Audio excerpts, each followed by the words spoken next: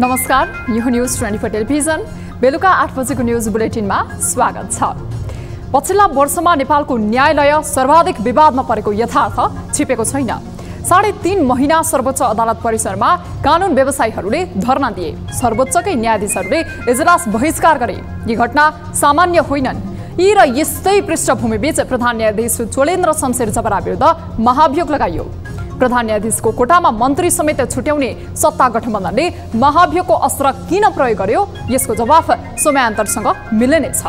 तर अस्त्र प्रयोग गरिएपछि त्यसलाई तार्किक निष्कर्षमा पुर्याउन सक्नुपर्छ। यो मामिलामा कुम्भकर्ण बनेको संसद यति बेला भने ब्युजिएको छ। महाभियोग संसदको विशेषाधिकार हो। राज्यका 3 अङ्गबीच चेक एन्ड ब्यालेन्सको मेकानिजम हो महाभियोग। यो अस्त्र निरपेक्ष हुने होइन। अवस्था अनुसार प्रयोग हुन सक्छ र हुनु पनि पर्दछ। तर महाभियोग लगाउने, निलम्बनमा राख्ने र कार्यकाल सिद्ध्याउने जस्तो हरकतले देशको कहिल्यै भलो हुँदैन। जसले महाभियोग दर्ता गराए उनीहरूमा त्यसलाई अनुमोदन गराउने ताकत पनि हुनुपर्दछ। अनुमोदन हुन नसक्ने अवस्था भए निर्णयमा पुग्न दिनुपर्छ। यस्तो नहुने हो भने संविधानवाद हुँदैन। प्रतिनिधि सभाको 25% सदस्यले महाभियोग लगाउने प्रधान न्यायाधीश निलम्बित भएर बसिरहनु पर्ने परिस्थितिले स्वतन्त्र न्यायपालिकाको अवधारणालाई नै बल पुग्दैन। अब न्यूज बुलेटिनका हेडलाइन्स। महाभियोग सिफारिस समितिले प्रधान न्यायाधीश जबरासँग लियो बयान। प्रतिनिधि सभा विघटन, बालुवाटार जग्गादेखि न्यायाधीश नियुक्ति लगायतका विषयमा जबराले गरे भण्डाफोड। सकेपछि मैले लिखित पनि ल्याछु भनेर बुझाउनु भयो भने बुझ्ने कुरा हुन्छ, होइन भने हामी लिखित जवाफ पनि माग्न सक्छौँ। राष्ट्रिय सभाको विधायन समितिद्वारा नागरिकता विधेयक जस्ताको त्यस्तै पारित। एमाले सांसदहरूको असहमति, सत्ता पक्षको बहुमतको आधारमा भयो निर्णय।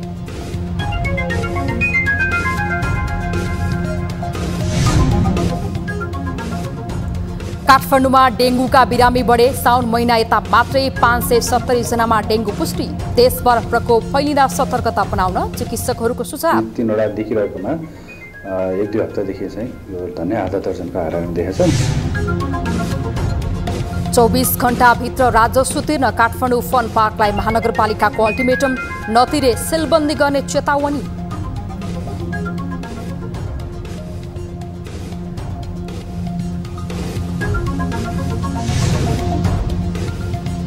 र सोभियत संघका अन्तिम राष्ट्रपति मिखाइल गोर्बाचेभको 91 वर्षको उमेरमा निधन। इतिहासको पाठ्यक्रम परिवर्तन भएको संयुक्त राष्ट्र संघका महासचिवको टिप्पणी।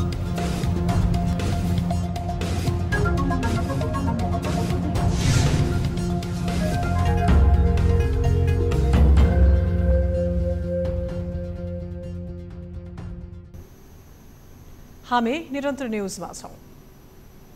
लामो गतिहीनता र रहस्यपूर्ण सुस्त शैलीमा गुज्रिएको प्रधान न्यायाधीश चोलेन्द्र शमशेर जबरा विरुद्धको महाभियोग प्रक्रिया अघि बढेको छ। यस क्रममा प्रतिनिधि सभा अन्तर्गतको महाभियोग सिफारिस समितिले बुधबार प्रधान न्यायाधीश जबरासँग बयान लिएको छ। बयान नसकिएका कारण समितिले जबरालाई बिहीबार पुनः बोलाएको छ। एक रिपोर्ट। प्रधान न्यायाधीश जबरा विरुद्ध गएको फागुन 1 गते महाभियोग दर्ता भएको थियो। फागुन 22 गते 11 सदस्यीय महाभियोग सिफारिस समिति गठन त भयो, तर काम अघि बढेन। 5 महिनापछि बुधबार समितिले बयानका लागि बोलाएको थियो। महाभियोगमा 21वटा आरोप लगाएकोमा बयानका क्रममा जबराले वर्तमान सत्ता गठबन्धनको भण्डाफोड गरेका छन्।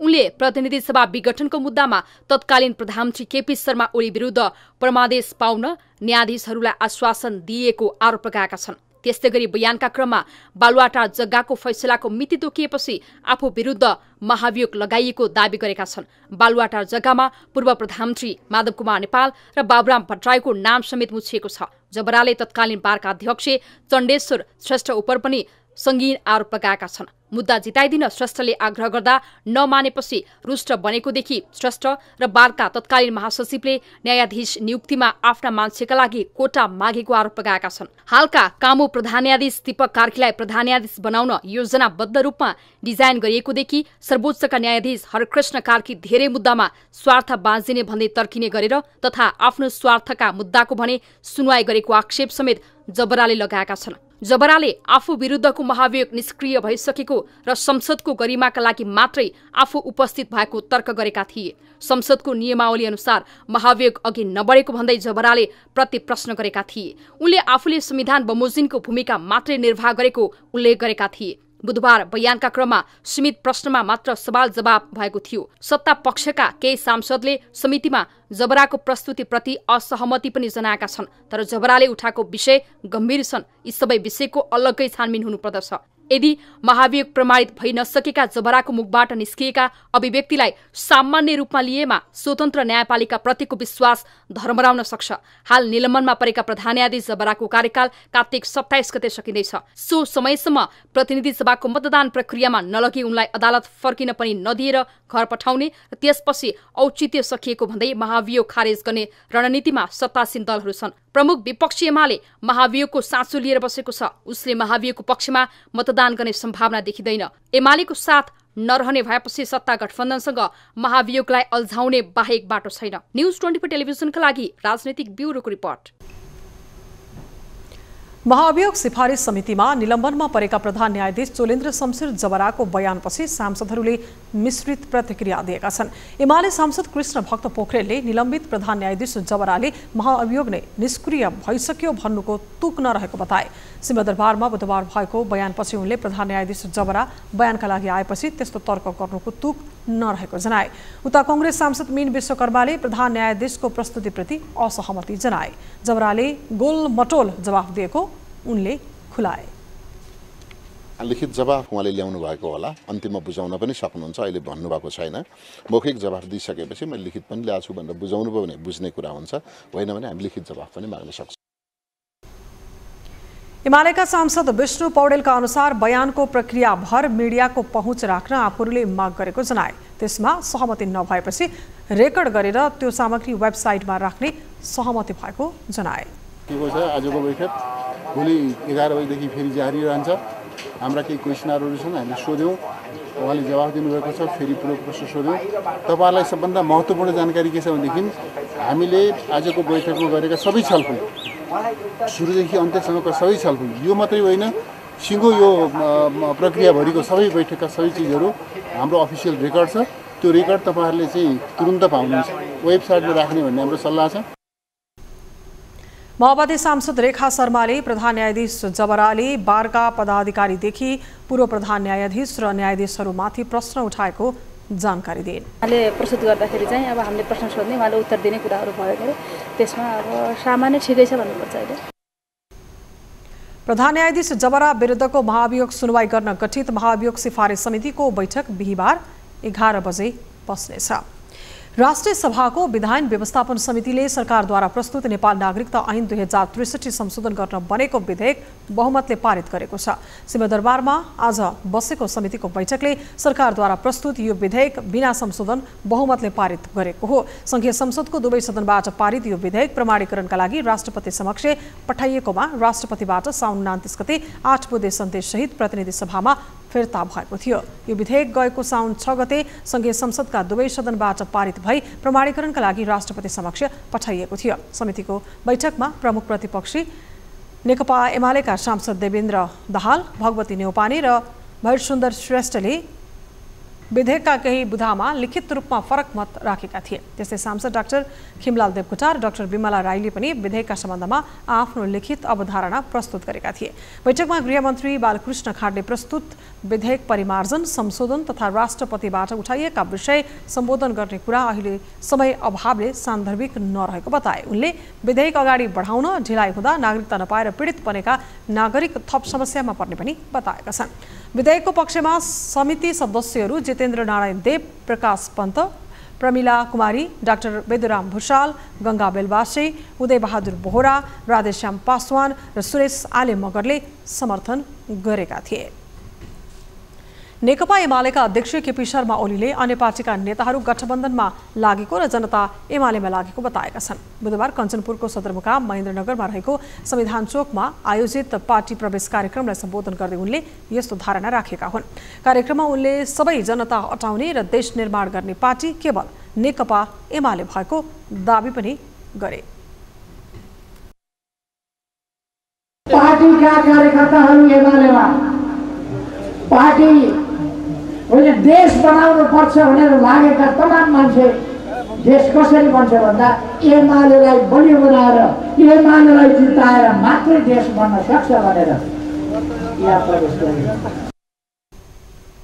कार्यक्रममा सुदूरपश्चिम प्रदेश सरकारका भौतिक पूर्वाधार राज्यमन्त्री कुलबीर चौधरी, एकीकृत समाजवादीकी केन्द्रीय सदस्य तथा प्रतिनिधि सभा सदस्य बिना बुढाथोकी, केन्द्रीय सदस्य एवं प्रदेश सभा सदस्य तारा लामा तामाङ, समाजवादीका निवर्तमान अध्यक्ष विक्रम बहादुर शाही, नेता मोहन गिरी, बेदकोट नगरपालिकाका पूर्व मेयर अशोक कुमार चन्द लगायतका नेताहरूलाई एमालेमा प्रवेश गराइएको थियो। नेपाली कांग्रेस, एकीकृत समाजवादी, नेकपा माओवादी केन्द्र लगायतका पार्टीबाट करिब 500 जना एमालेमा प्रवेश गरेका हुन्। एमालेमा प्रवेश गरेकालाई अध्यक्ष केपी शर्मा ओलीले पार्टीमा स्वागत गरेका थिए। हामी निरन्तर न्यूजमा छौं। प्रधानमन्त्री तथा मन्त्री परिषदको कार्यालयका सचिव धनराज केवालीले सम्पत्ति शुद्धिकरणका लागि सरकारले नेपाल ऐनमा 4वटा ऐन संशोधन गर्न लागेको बताएका छन्। बुधबार प्रतिनिधि सभा अन्तर्गतको अर्थ समितिले सम्पत्ति शुद्धिकरण निवारणका सम्बन्धमा गरेको छलफलमा सचिव केवालीले यस्तो बताएका हुन्। सरकारले वित्तीय अपराध र आतंकवादी गतिविधिसँग संलग्न आर्थिक क्रियाकलापको निगरानी गर्ने अन्तर्राष्ट्रिय कार्यदल financial action task force FATF को मापदण्डलाई प्राथमिकता दिएर नेपाल ऐनमा 4वटा ऐन संशोधन गर्न लागेको उनको भनाइ छ। उनले सम्पत्ति शुद्धिकरण ऐनमा 40वटा कसुरमा अनुसन्धान गर्ने निकायहरू फरक भएकाले तालमेल हुन नसकेको भन्दै त्यसैले समाधानका लागि ऐन संशोधन गर्न लागेको बताए। वित्तीय अपराधमा राजनीतिज्ञ र कर्मचारीहरूको बुझाइमा एकरूपता नभएको भन्दै एकरूपता हुनुपर्ने उनको भनाइ छ। भ्रष्टाचारजन्य सम्पत्ति लगेर अरू व्यापार व्यवसायमा लगाएर दिनु, बढाएर दिनु, अर्को धुनी काम गर्यो नि, त्यसलाई हामी फेरि आएर सम्पत्ति शुद्धिकरण विभागले हेर्नुपर्ने हो। यो खालको चाहिँ यो समस्याले गर्दा हामीले हजारौँ मुद्दाहरू चलाउँदाखेरि पनि त्यसमा सम्पत्ति शुद्धिकरणको पक्ष छ छैन मात्रै हेरिदिन सके भए र भएको अवस्था अनुसन्धानमा जान सके भए पनि धेरै उपलब्धि हुन्थ्यो भनेर अहिले हामी चाहिँ पेडिकेट अफेन्स भन्छ त्यसलाई, सम्बद्ध कसुर। त्यो सम्बद्ध कसुरमा जसले अनुसन्धान गर्छ अब सम्पत्ति शुद्धिकरणको अनुसन्धान पनि त्यही बेला गर्ने। त्यस्तै कानुन, न्याय तथा संघीय मामिला मन्त्रालयका सचिव उदयराज सापकोटाले सम्पत्ति शुद्धिकरणको विषय अहिले पनि परम्परागत सोचबाट नै अघि बढेको बताए। नेपाल ग्यास अर्थतन्त्रबाट प्लास्टिक अर्थतन्त्रमा नगएसम्म गाह्रो हुने उनको भनाइ छ। मप्रति के आक्षेप आइहाल्छ कि मलाई डर हुन्छ कि भन्ने कम, किनभने फलानले गर्यो नि फलानले पठाइदियो भन्ने कुरा हाम्रो त्यहाँ फेरि आज भएको छैन, भोलिपल्ट सबै थाहा भइसकेको हुन्छ। त्यो डर पनि अलिकति भएको हुनाले एउटा छ। र हामीले अलिकति देखेको चाहिँ हामीले क्यास इकोनोमीबाट अब प्लास्टिक इकोनोमीमा नगएसम्म चाहिँ हामी गाह्रो हुन्छ। जबसम्म प्लास्टिक इकोनोमीमा जाँदैनौँ तबसम्म हामीलाई गाह्रो छ। उनले अन्तर्राष्ट्रिय रूपमा सम्पत्ति शुद्धिकरण सम्बन्धी कानुन विगतको भन्दा कडा आउने समेत बताएका छन्। संस्कृति, पर्यटन तथा नागरिक उड्डयन मन्त्री जीवनराम श्रेष्ठले नेपाल एयरलाइन्सको अध्यक्षले संस्थालाई तहस नहस बनाएको आरोप लगाएका छन्। बुधबार काठमाडौँमा आयोजित एक कार्यक्रममा मन्त्री श्रेष्ठले यस्तो बताएका हुन्। उनले एयरलाइन्सले सबै आन्तरिक र बाह्य जहाजहरूलाई उडान गर्न नसकेको समेत आरोप लगाएका छन्। एयरलाइन्सको अध्यक्षले जहाजको इन्जिन बिग्रियो भनेर इन्जिन भाडामा ल्याउन मात्र रहर गरेको र इन्जिन मर्मतमा ध्यान नदिएको उनको आरोप छ। उनले एयरलाइन्सले मन्त्रालयसँग कुनै पनि समन्वय नगरेको भन्दै यसरी संस्था चलाएमा एयरलाइन्स समाप्त हुने समेत बताए।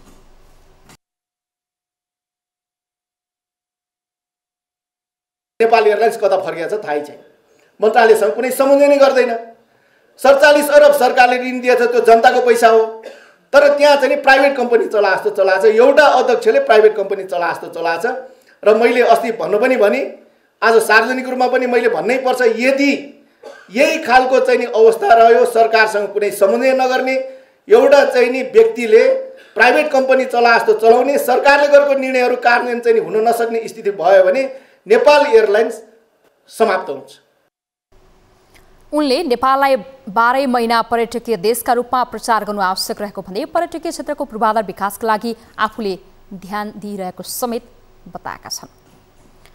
ब्रेक बोन फिभर भनिने डेङ्गुको प्रकोप पछिल्लो समय नेपालमा बढिरहेको छ। विशेष गरी अहिले काठमाडौँ उपत्यका सहित देशभर डेङ्गु भाइरसका संक्रमण बढ्न थालेपछि यसबाट बस्न विज्ञहरूले सुझाव दिएका छन्। पछिल्लो 1 महिनामा डेङ्गु संक्रमितको संख्या वात्तै बढेको तथ्याङ्कले समेत देखाएको छ। केही दिन यता कोरोना संक्रमितको ग्राफ बढ्दा डेङ्गुमा पनि सामेल भएको छ। एक रिपोर्ट।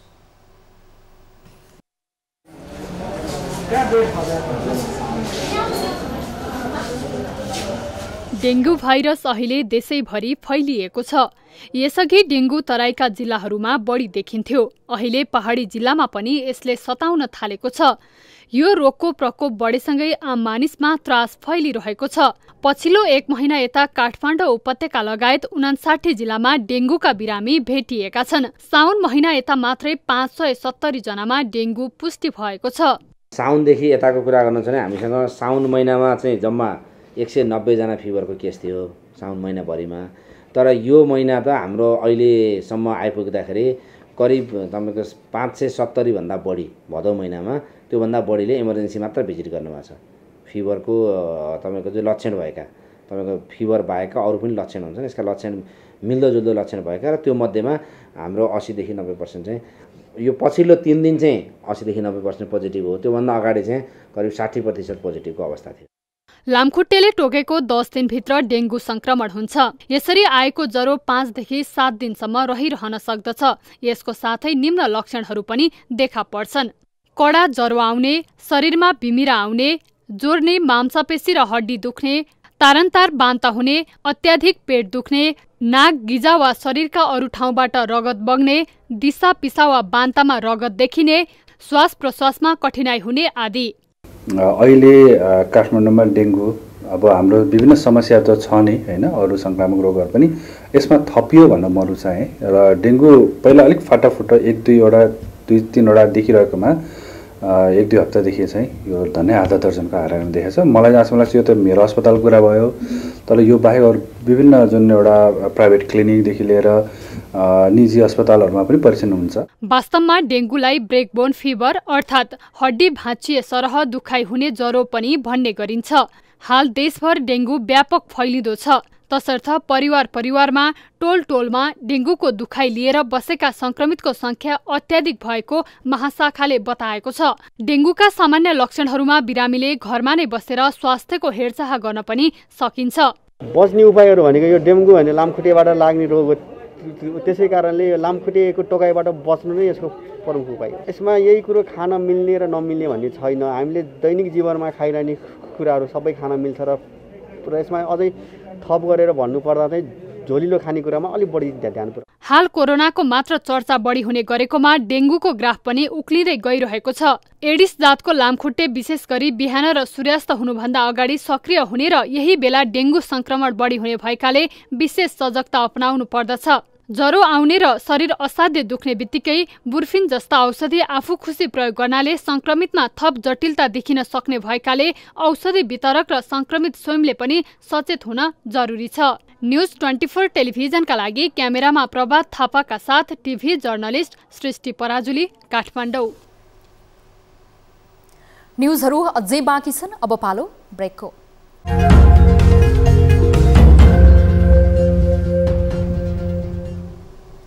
हामी निरन्तर न्यूजमा छौं।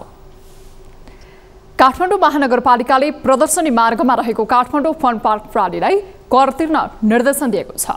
महानगरको राजस्व विभागले बुधबार पत्राचार गर्दै 24 घण्टाभित्र व्यवसाय, बहाल, मनोरञ्जन र विज्ञापन कर तिर्न फन पार्क प्रणालीलाई निर्देशन दिएको हो।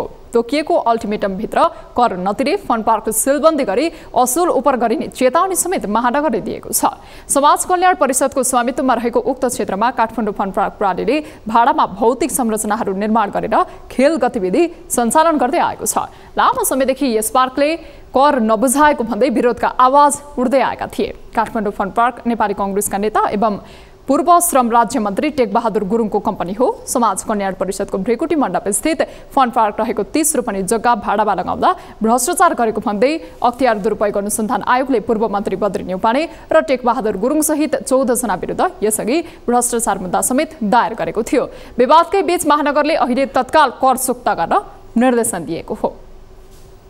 प्रदेश तथा प्रतिनिधि सभा निर्वाचनमा उम्मेदवारले खर्च गर्न पाउने रकमको हद नतोकिएको तथा शैक्षिक योग्यता समेतका खुलाउनु नपर्ने व्यवस्थाको विरोधमा सर्वोच्च अदालतमा रिट परेको छ।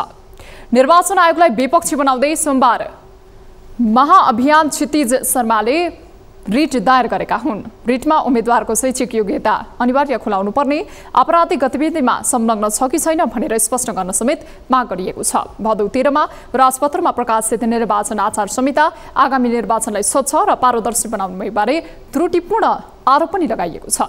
निर्वाचनलाई लोकतन्त्रको आधार स्तम्भ भन्दै भ्रष्टाचार र व्यथिति अन्त्यका लागि निर्वाचन पद्धतिमा सुधारको तर्क रिटमा गरिएको छ।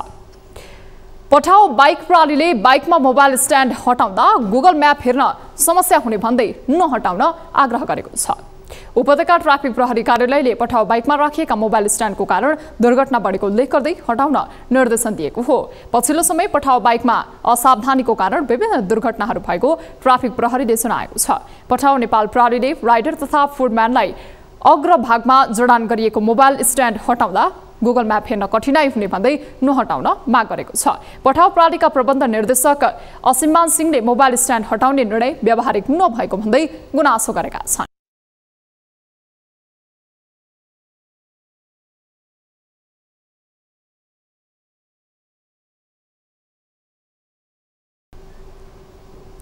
सुनसरीमा सञ्चालनमा रहेका सरकारी विद्यालयहरूमा देखिएको चरम बेथिति उदेकलाग्दो छ।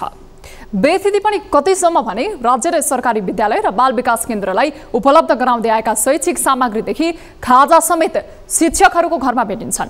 त्यो पनि जेसुकै हुन्थ्यो यदि विद्यार्थीको पढाइ राम्रो भएको भए। तर त्यहाँ त विद्यार्थीले आफ्नै विद्यालयको नामसम्म पनि शुद्ध लेख्न नजान्ने स्थिति छ। एक रिपोर्ट।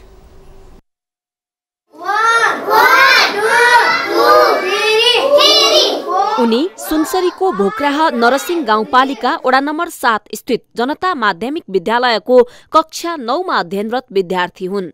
कक्षा 9 मा पढ्ने उनलाई आफ्नै विद्यालयको नाम अंग्रेजीमा शुद्ध लेख्न आउँदैन।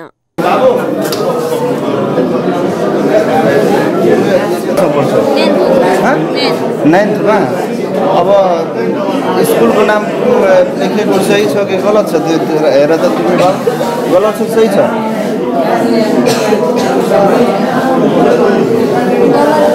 उनी भोक्राहा नरसिंह गाउँपालिका वडा नम्बर 3 मा रहेको बाल विकास केन्द्रमा अध्ययनरत विद्यार्थी। उनी साउनको दोस्रो साता 3 दिन मात्र कक्षामा उपस्थित भए, तर हाजिरी रेकर्डमा भने 8 दिनसम्म नै उपस्थित देखाइएको छ। क्या दिन से लिए तू? 3 दिन से। यो विद्यार्थी 3 दिनदेखि आएको छ। यसको हाजिरी तपाईलाई चाहिँ के रे 8 दिन छ। 1 2 3 4 5 6 7 8 दिन यसको हाजिरी छ। विद्यार्थी म 3 दिन मात्रै आएको छु भनेको छ। यी त केवल प्रतिनिधि पात्र हुन्। यस गाउँपालिकामा रहेका शैक्षिक संस्थामा बेथितिले सीमा नागेको देखिन्छ। विद्यालयहरूको मनपरी सरकारी रकम अपचलन, विद्यार्थीका लागि राज्यबाट प्राप्त खाजा र शैक्षिक सामग्री शिक्षकका घरमा पुग्ने जस्ता बेथिति त भनिसाध्य छैन। यस्ता बेथिति विरुद्ध चर्को आवाज उठ्न थालेपछि गाउँपालिकाले उच्च स्तरीय शैक्षिक सुधार अध्ययन कार्यदल बनाएर विद्यालयको अवस्था अध्ययन गरेको थियो। सो क्रममा गाउँपालिकाका 8 वटा वडामा रहेका 66 वटा शैक्षिक संस्थाहरूको अनुगमन तथा निरीक्षण गरियो। धीरेन्द्र प्रताप यादवको संयोजकत्वमा बनेको 10 सदस्यीय कार्यदलले तयार पारेको अनुगमन प्रतिवेदन गाउँपालिका अध्यक्ष र उपाध्यक्षलाई बुझाइएको छ।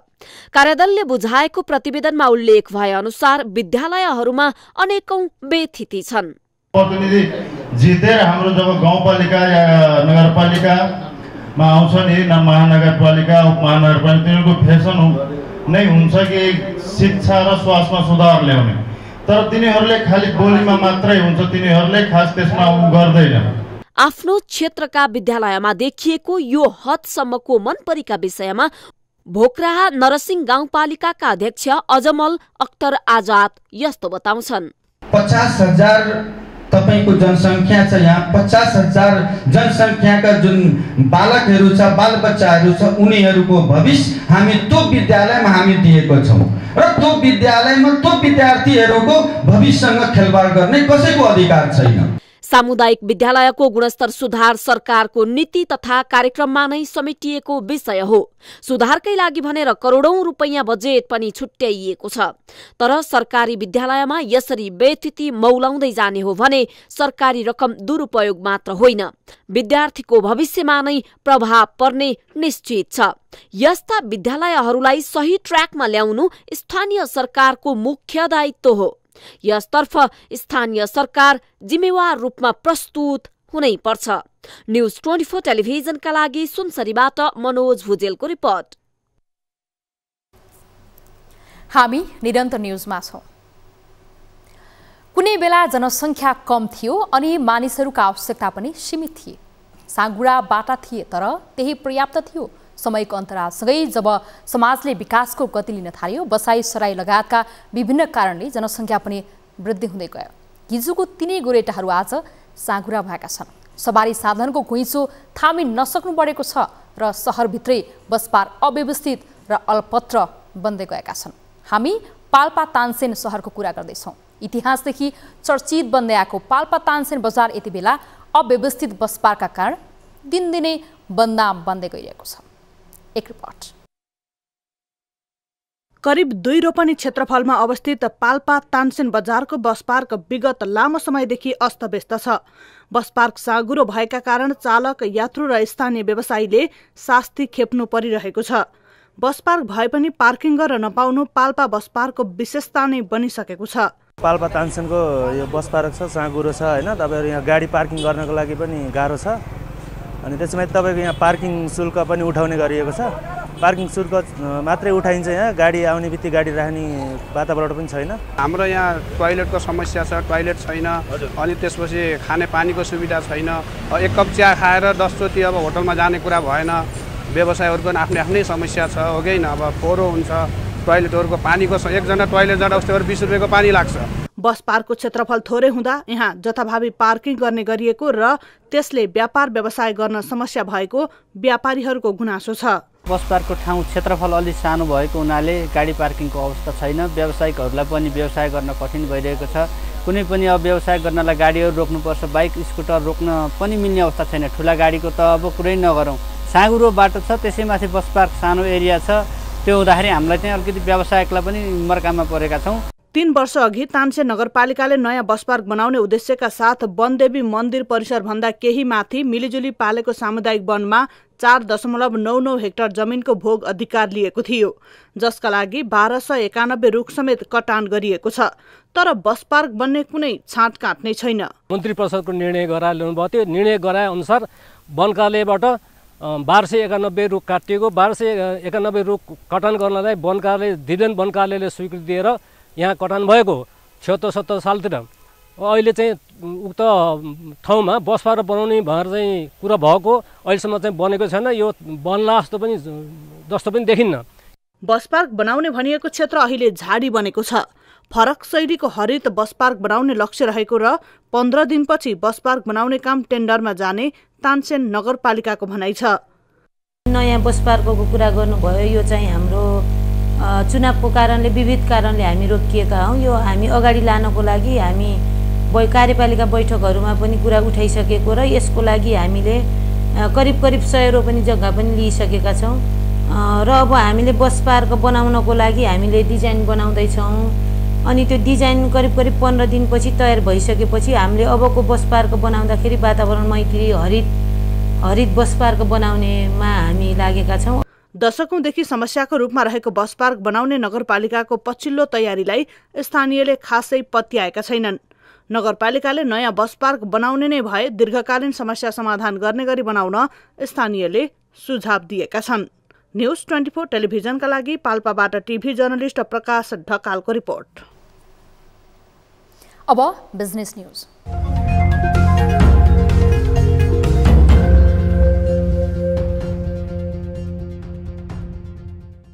एक वर्षमा शेयर धितो कर्जा 28.70% घटेको छ। बैंकहरूले शेयर धितो राखेर 64 अर्ब 81 करोड 90 लाख रुपैयाँ कर्जा दिएका छन्। अघिल्लो असार मसान्तमा यस्तो कर्जा 90 अर्ब 92 करोड 10 लाख रुपैयाँ थियो। अघिल्लो असार मसान्तको तुलनामा गत असार मसान्तमा शेयर धितो राखेर वाणिज्य बैंकले दिने कर्जा 28.70% घटेको छ। बजार घटेको तथा शेयर बजारमा राष्ट्र बैंकले 4/12 को नीति ल्याएसँगै शेयर धितोमा जाने ऋण घटेको हो। गत वर्षको मौद्रिक नीतिमा एउटा व्यक्तिले एउटा बैंकबाट 4 करोड र बैंक तथा वित्तीय संस्थाबाट 12 करोड भन्दा बढी ऋण लिन नपाउने व्यवस्था थियो। राष्ट्र बैंकले चालू आर्थिक वर्षको नीतिबाट भने 4 हटाएर 12 लाई निरन्तरता दिएको थियो। 12 करोड भन्दा बढी ऋण शेयर धितो राखेर लिन नसकिने व्यवस्था राष्ट्र बैंकले गरेको थियो। 25 लाख भन्दा बढीको शेयर धितो कर्जामा 150% जोखिम भार राष्ट्र बैंकले लगाएको छ।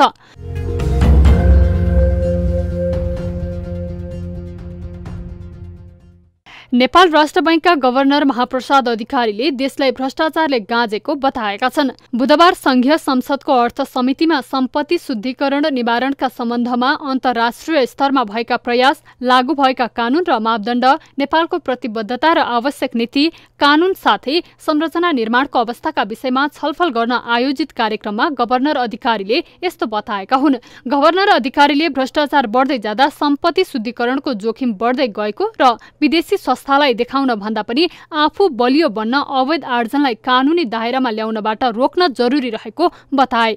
नेपालले विगतमा गरेको प्रतिबद्धता अनुसार कानून संशोधन नभएकाले नेपाल प्राविधिक रूपमा खतराको सूचीमा पर्ने जोखिम रहेको उनको भनाइ छ।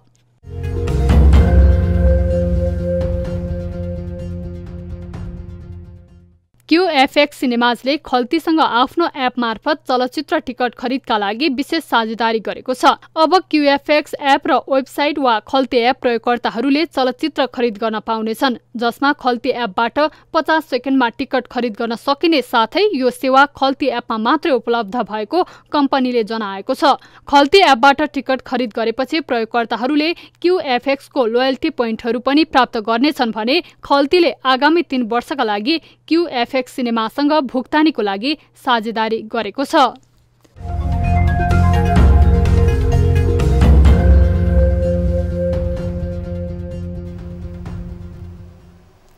न्यूजहरू अझै बाँकी छन्, अब पालो ब्रेकको।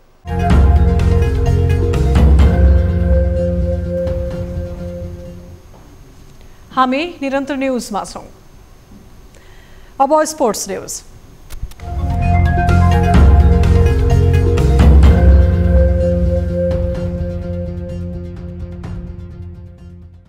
अस्ट्रेलियामा आयोजना हुने आईसीसी पुरुष 2020 विश्वकप क्रिकेटको ट्रफी बुधबार भक्तपुर दरबार स्क्वायरमा प्रदर्शन गरिएको छ। नेपाल क्रिकेट संज्ञानले विश्वकप ट्रफी विश्व सम्पदा सूचीमा सूचीकृत भक्तपुर दरबार स्क्वायरमा राखेको हो। ट्रफीको त्यहाँका विभिन्न विद्यालयका विद्यार्थीहरू र स्थानीयवासीले बाजा गाजा सहित स्वागत गरे। ट्रफी भ्रमणमा नेपाली राष्ट्रिय टीमका पूर्व खेलाडी मेहबुब आलम, शरद भैश्वाकर, महिला टीमकी कप्तान रुबिना छेत्री सहभागी छन्।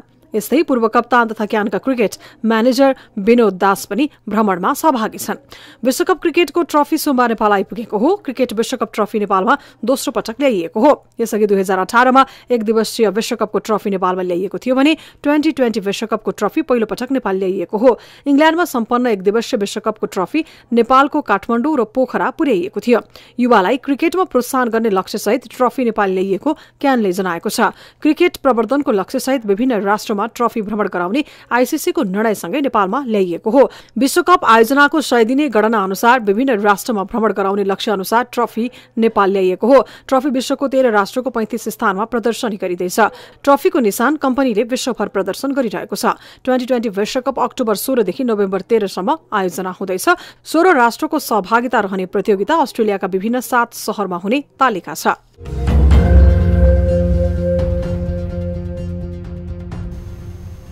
अब वेदर अपडेट।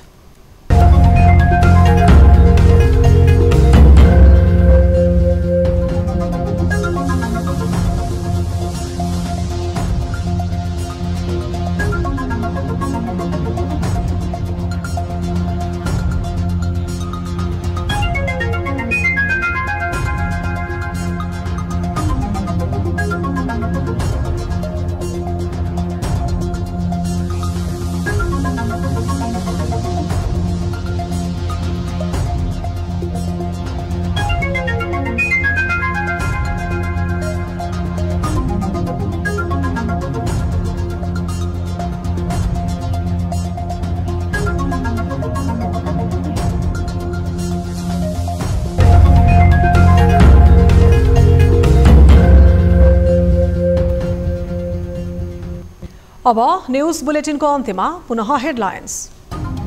महाअभियोग सिफारिस समितिले प्रधान न्यायाधीश जबरासँग लियो बयान। प्रतिनिधि सभा विघटन, बालवाटार जग्गादेखि न्यायाधीश नियुक्ति लगायतका विषयमा जबराले गरे भण्डाफोर। दिइसकेपछि मैले लिखित पनि ल्याएको छु भनेर बुझाउनु भयो भने बुझ्ने कुरा हुन्छ, होइन भने हामी लिखित जवाफ पनि माग्न सक्छौँ। राष्ट्रिय सभाको विधायन समितिद्वारा नागरिकता विधेयक जस्ताको त्यस्तै पारित। एमाले सांसदहरूको असहमति, सत्ता पक्षको बहुमतका आधारमा भयो निर्णय।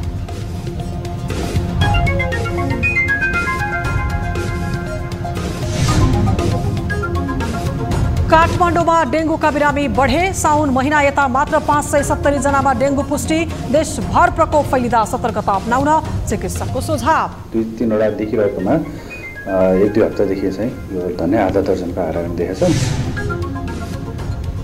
24 घण्टाभित्र राजस्व तिर्न काठमाडौँ फन पार्कलाई महानगरको अल्टिमेटम। नतिरे सिलबन्दी गर्ने चेतावनी।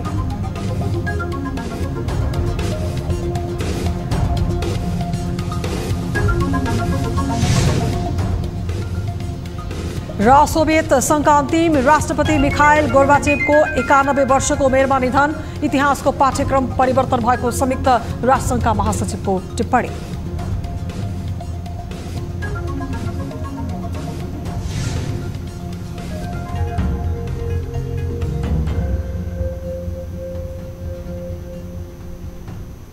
बेलुका 8 बजेको न्युज बुलेटिन अहिलेलाई यति नै। जाँदा जाँदै ताली र गालीका लागि हामीले सोधेको प्रश्न।